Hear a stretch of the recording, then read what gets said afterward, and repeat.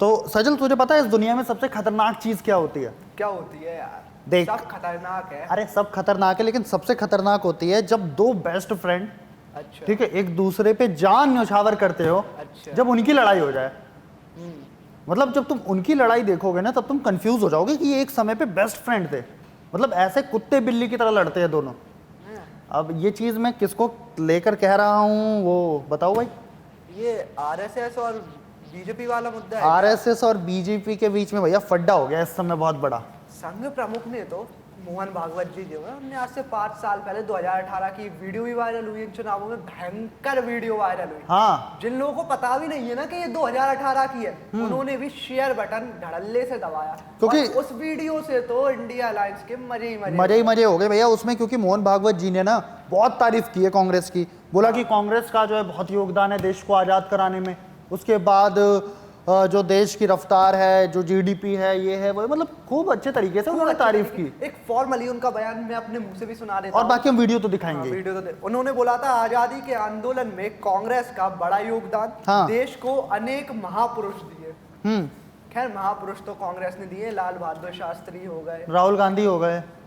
भैया यार मजाक की बात हो और राहुल गांधी का नाम ना हो, ऐसा हो ही नहीं भाई सकता। देखो, पॉलिटिकल वैकेटी के हमारे किसी भी एपिसोड में ऐसा नहीं हुआ है कि राहुल गांधी का नाम ना लिया गया। अब राहुल गांधी हैं ही इतने अनमोल रत्न भारत के, उन्हें चलो, भारत रत्न तो मिलना चाहिए। राहुल गांधी पे विस्तार से चर्चा करेंगे, भारत रत्न फॉर राहुल गांधी। लेकिन उससे पहले आप ये वीडियो देखिए। अपने देश के लोगों में राजनीतिक समझदारी कम है।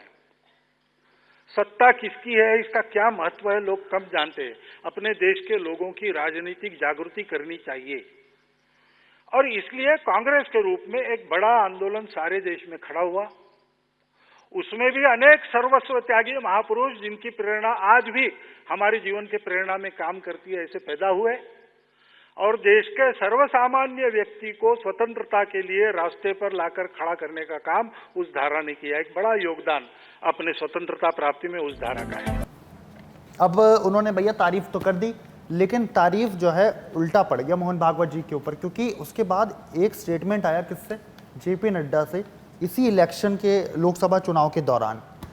जेपी नड्डा का वो स्टेटमेंट मैंने भी सुना, आपने भी सुना, मैंने भी सुना। हाँ। उस स्टेटमेंट से एक चीज झलक गई कि अब हमें नहीं है तुम्हारी जरूरत, हम तो बना लेंगे खुद ही सरकार। उन्होंने भाई पूरी तरीके से ओपनली कैमरा पर आके ऑन स्क्रीन ऑन एयर ये चीज बोल दी कि अब हमें आरएसएस की कोई भी आवश्यकता नहीं है। अब हम यानी कि बीजेपी अपने पैरों पे खड़ी हो चुकी है और सक्षम है अपनी सरकार खुद से बनाने के लिए, खुद ब खुद अपनी सरकार बनाने के लिए। और ये स्टेटमेंट इतनी बड़ी थी भैया कि उस समय मतलब चुनाव की सरगर्मी के बीच और गर्मी बढ़ा दी स्टेटमेंट ने। तो यार ताव पे चढ़ गए थे सारे के सारे अब जो विपक्ष वाले थे। देखो रवि, ये बात कहीं भी अछूती नहीं रही। जब भी बीजेपी का जिक्र होता है तो आरएसएस ऑटोमेटिकली आ जाती है, या फिर आरएसएस का जिक्र हो तो बीजेपी ऑटोमेटिकली आ जाती है। क्यों नहीं हो ये बताओ? क्योंकि जब बीजेपी का उदय हो रहा था उसमें संघ ने कितनी बड़ी भूमिका निभाई थी, चाहे फिर वो जनता पार्टी हो या फिर भारतीय और जनता पार्टी। तुम ज्यादा दूर मत जाओ ना, तुम अभी थोड़े समय पहले की बात देख लो। जब राम मंदिर का उद्घाटन हुआ था, जिस दिन पूजा हुई थी 22 जनवरी को, उस दिन प्रधानमंत्री नरेंद्र मोदी के साथ कौन दूसरा शख्स था जिस पर सबसे ज्यादा कैमरा गया? मोहन भागवत उनके साथ में थे, मंदिर के अंदर भी गए, उन्होंने भी पूजा अर्चना की, उन्होंने भी श्री राम के आशीर्वाद लिए पहले ही दिन पूजा। लेकिन रवि एक चीज समझ में नहीं आई मुझे, जो मोहन भागवत जी थे, उस दिन कुछ ऐसे खींचा तनी बीजेपी आरएसएस या भाजपा बनाम आरएसएस, मुझे तो नहीं देखी। उस दिन तक हमें कुछ भी देखने को नहीं मिला। उस दिन जो भाषण भी दिया था मोहन भागवत ने, बड़ी शालीनता से भाषण दिया था। उसमें वो हमेशा की तरह भाई बहुत अच्छे भाषण देते आए हैं मोहन भागवत जी, अच्छे वक्ता हैं, अच्छे प्रवक्ता। बिल्कुल, और आरएसएस को एक बढ़िया ढंग से वो चला भी रहे हैं। लेकिन अभी जो इस समय जो हालात बने हुए हैं और जिस तरीके से उन्होंने साफ तौर पर इनकार कर दिया जेपी नड्डा ने, फिर उसके बाद मोहन भागवत जी का इसके ऊपर काउंटर आता है, वो मणिपुर के ऊपर बात करते हैं। सारी वीडियोस हम लाइन अप कर देंगे आपके लिए, आप बिल्कुल फिक्र मत कीजिए, उनकी पूरी स्टेटमेंट हम आपको सुनवाएंगे। पहले आप मणिपुर को लेकर क्या कहते हैं मोहन भागवत, पहले वो सुनते हैं। पहले वो सुनते हैं। अब 1 साल से मणिपुर शांति की राह देख रहा है, उसके पहले 10 साल शांत रहा, पुराना गन कल्चर समाप्त हो गया ऐसा लगा, और अचानक जो कलह वहां पर उपज गया या उपजाया गया, उसकी आग में अभी तक जल रहा है, त्राही त्राही कर रहा है। कौन उस पर ध्यान देगा? उसके बाद उन्होंने ये तो आपने सुनी वो स्टेटमेंट जो उन्होंने मणिपुर को लेकर की। भैया सरकार को रेल दिया है उन्होंने। सरकार को रेला नहीं है, सरकार को दिखाया है आईना। हाँ, कि मणिपुर भी भारत का हिस्सा है। हाँ। उस पर भी जरा नजर बना लीजिए। जरूरी था। जरूरी था। एक साल से अगर कोई राज्य जल रहा है, उधर भी आपकी सरकार है, डबल इंजन की सरकार है, तो मैटई और भी तमाम तरह के इशू हैं, तुम अगर उन्हें नहीं सुलझा पाए तो नसीहत तो देना बनता है। और आरएसएस ने एक सच्चे बेस्ट फ्रेंड का काम दिया इस चीज को नसीहत देके। यार आरएसएस ने तो इस समय पोल खोल के रख दी है नरेंद्र मोदी की सरकार की पूरी। एक उनकी वीकली मैगजीन आती है ना, ऑर्गेनाइजर मैगजीन करके कोई नाम है शायद उनका। उस मैगजीन के अंदर उन्होंने प्रॉपर एक आर्टिकल छापा।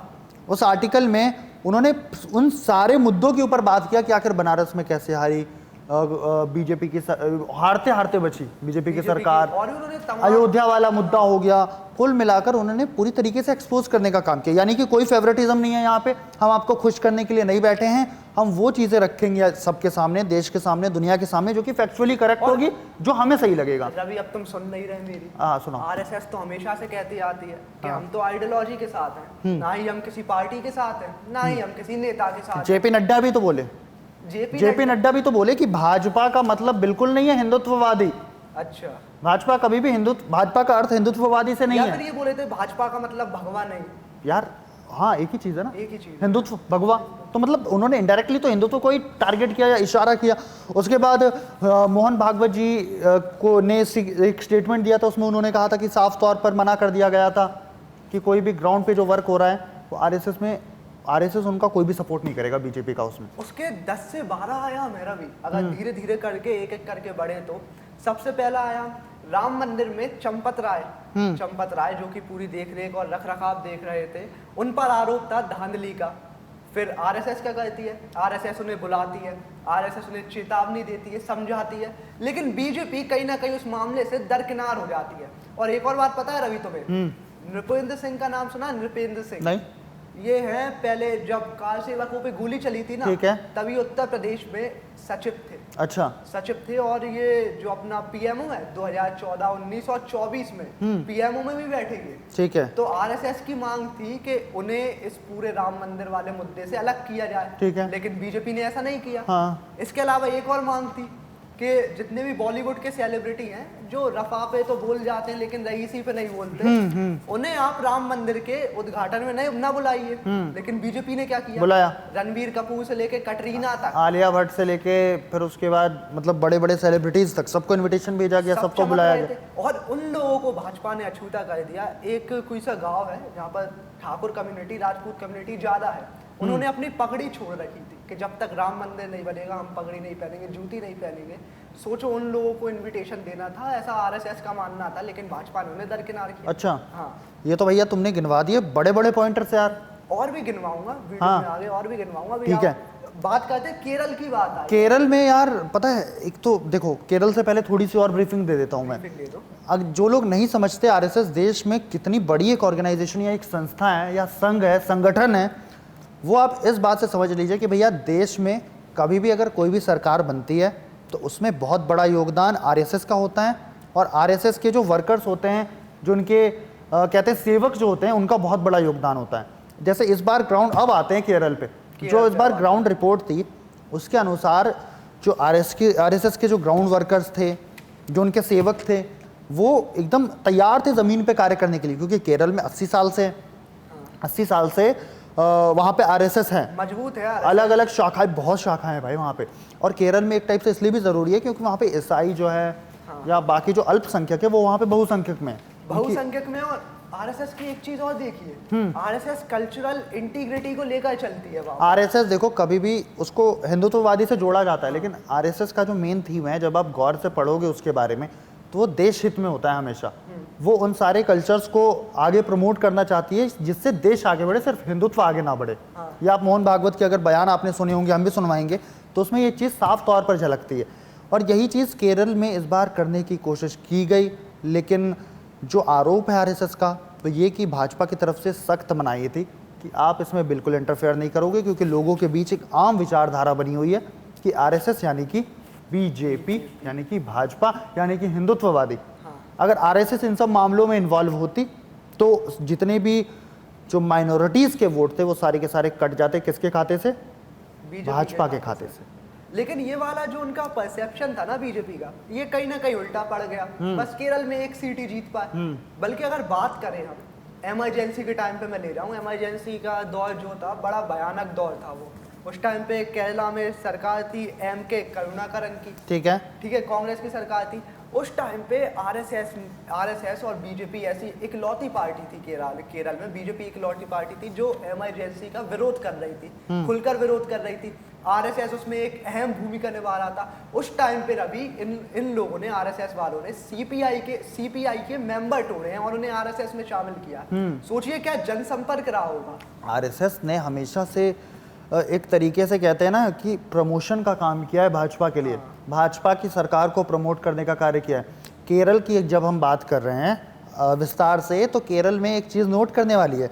इस समय मेरे हाथ में कुछ डेटा है, कुछ फिगर्स है, जिसके अनुसार बीजेपी का जो वोट शेयर है वो खासकर केरला में साल 2004 में 10% था, साल 2009 में 6.3% था, साल 2014 में 10.5% था, साल 2019 में 13% था और साल 2024 में ये तकरीबन 17% था।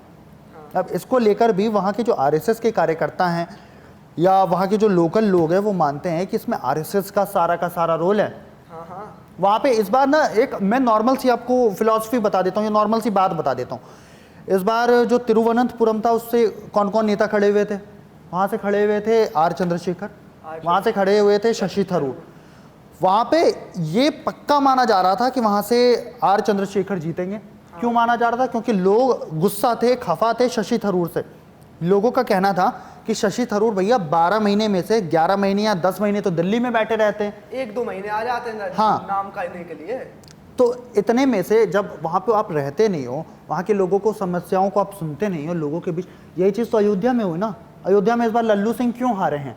लल्लू सिंह इसीलिए हारे ना क्योंकि वो लोगों के बीच में नहीं जाते, उनकी समस्या। कोई नेता ग्राउंड पे नहीं उतरेगा, दिल्ली में एसी कैबिन में बैठ के तो मैं भी बात कर लूंगा, तुम भी बात कर लो, तुम्हें क्या पता केरल के उस किसान की समस्या। बिल्कुल। और शशि थरूर भी ऐसा नहीं कि कोई भारी मार्जिन से जीते हैं, 40,000 हाँ 12-13 हजार वोटों से। अच्छा हाँ, इतना 12-13 मतलब 10,000 से ऊपर ही है, पर 20,000 से नीचे है। ठीक है, अब बताओ इतना मतलब जटिल ये केस हो गया था। वहाँ पे ऐसा बोला जा रहा है सूत्रों के हवाले से, सोर्सेज से, जो एक्सपर्ट्स हैं उनके हवाले से, कि अगर वहाँ पर आरएसएस के वर्कर्स को आज़ादी दी जाती कि हाँ आप प्रचार करिए बीजेपी के लिए, संघ के लिए, और तो आसानी से तिरुवनंतपुरम से वो जो सीट है वो जीते जा सकते थे। और वो महत्वपूर्ण सीट हो गई थी, हॉट सीट थी वो। एक सीट जीते ना आप, सुरेश गोपी जीते ना, लेकिन सुरेश गोपी ने तो भाई ठुकरा दिया, अपना सांसद बनना ही ठुकरा दिया।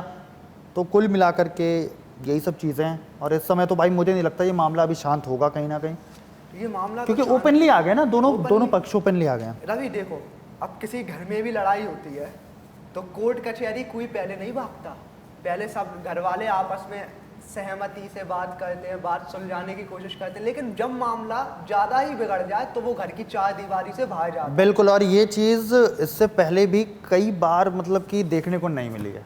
कभी भी देखने को नहीं मिली। मैंने तो नहीं देखा कि आरएसएस का कोई नेता ऐसे ओपन लिया कि भाजपा के अगेंस्ट कोई बयान दे रहा हो। अटल बिहारी जी की सरकार भी थी और भी लोगों की सरकार थी, तमाम लोगों की। अब इसमें आरोप लगेंगे बहुत सारे अलग अलग लोगों के ऊपर कि इसके पीछे कौन अक्यूज्ड है, कौन आरोपी है, कौन क्या है, लेकिन ये तो समय के साथ ही स्पष्ट हो पाएगा कि आखिर इसमें गलत कौन है, इसमें सही कौन है।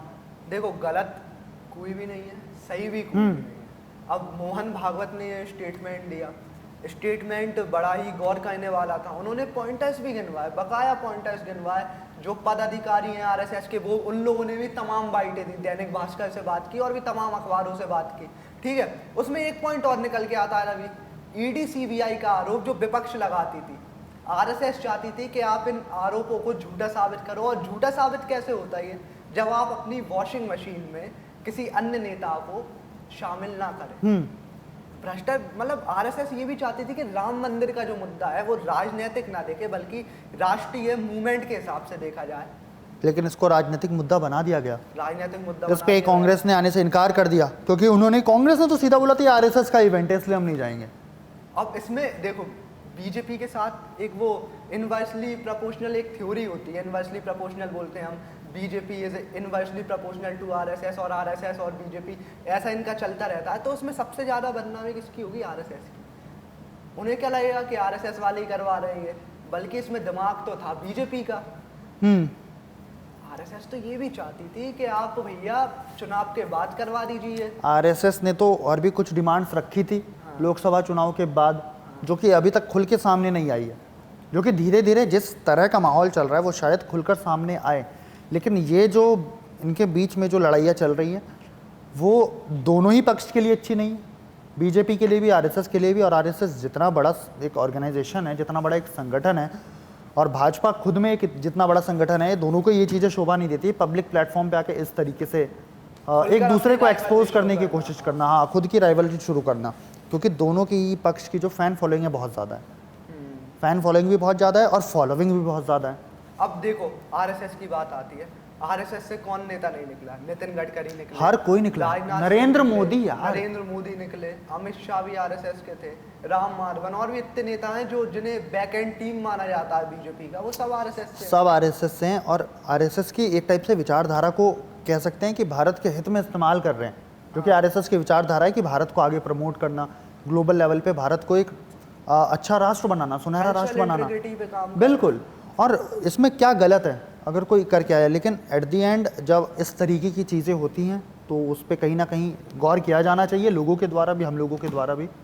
अब राहुल गांधी तो है नहीं यार कोई कि बिल्कुल ही अनदेखा कर दिया, इटली चले गए, थाईलैंड चले गए, घूमे आए, अपना छुट्टी मना के आ गए, छुट्टी मना के आ गए। तो कुल मिलाकर यही सब चीज़ें हैं। बाकी जनता समझदार है, जनता समझदार है। आप लोग बताइए जनता सब देख रही है कि ये सब चीज़ें हो क्यों रही हैं और इनके बाद क्या क्या चीज़ें देखने को मिल सकती है इसके परिणाम स्वरूप। बाकी अगले वीडियो में मिलते हैं, अगले वीडियो में मिलते हैं। और रवि एक चीज़ और गौर करने वाली है, पूछो क्या गौर करने क्या? वाली है? लोकसभा चुनाव के बाद में ही क्यों दिखी राइवलरी? हाँ, पहले क्यों नहीं दिखी? कहीं ना कहीं मोहन भागवत भी एक अच्छा दोस्त होने का कर्तव्य निभा रहा है। अगर चुनाव से पहले राइवलरी दिखाए थे तो बीजेपी के वोट शेयर्स और गिरते, वोट परसेंटेज और गिरते। चलिए भाई, ये तो देखने में मज़ा आएगा कि आखिर इन दो बेस्ट फ्रेंड्स की लड़ाई में कौन सा बंदर बनता है, कौन बंदर निकलता है और कौन नहीं रोटी छीन कर भागता है। नहीं, कौन सा बंदर रोटी छीन कर भागता है। क्योंकि अभी मैंने इंडिया अलायंस का एक ट्वीट देख रहा था, 102 सीटें हो गई उसकी 99 से, 99 से 102 सीटें। खैर उस पर भी एक सेपरेट वीडियो बना देंगे, अभी एक वीडियो में। चलो आज के लिए इतना ही, मिलते हैं।